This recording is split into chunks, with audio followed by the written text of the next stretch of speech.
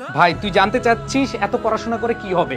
একটু মনোযোগ দিয়ে শুন। তুই যে পড়াশোনা করতেছিস সেটা তোর পড়ার টেবিলে হোক, তোর হোস্টেলের পড়ার টেবিলে হোক, তোর ম্যাথের পড়ার টেবিলে হোক, তুই কি জানিস তোর পেছনে আরো দুইটা চোখ তাকিয়ে আছে? জানিস কি? না জানলে একটু শুনে রাখ। তুই পড়াশোনা করতেছিস, তোর বাবা মায়ের দুইটা দুইটা চারটা চোখ তোর দিকে তাকিয়ে আছে তাদের স্বপ্ন পূরণ করার।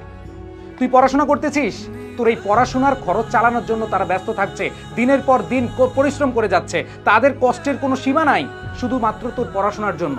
তুই পড়াশোনা করতেছিস, তারা অধীর আগ্রহে বসে আছে কবে তোর প্রতিবেশীকে, তার কাছের মানুষগুলোকে বুক ফিলে বলবে যে আমার ছেলে আমার মেয়ে ভালো রেজাল্ট করেছে। তুই পড়াশোনা করছিস, তোর বাবা মা দুই হাত তুলে অজরে কাঁদতেছে আল্লাহর কাছে যেন তুই ভালো রেজাল্ট করতে পারিস।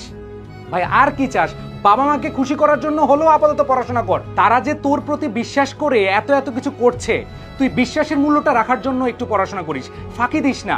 বাবা মা এত কষ্ট করে তোদের খরচ চালাচ্ছে আর তুই মোবাইলে ফ্রেন্ডদের সাথে নির্দ্বিধায় তুই চ্যাটিং প্যাটিং করে সময় নষ্ট করতেছিস, তুই আড্ডা দিতেছিস, এখানে যাচ্ছিস ওইখানে যাচ্ছিস, ঘুরে বেড়াচ্ছিস।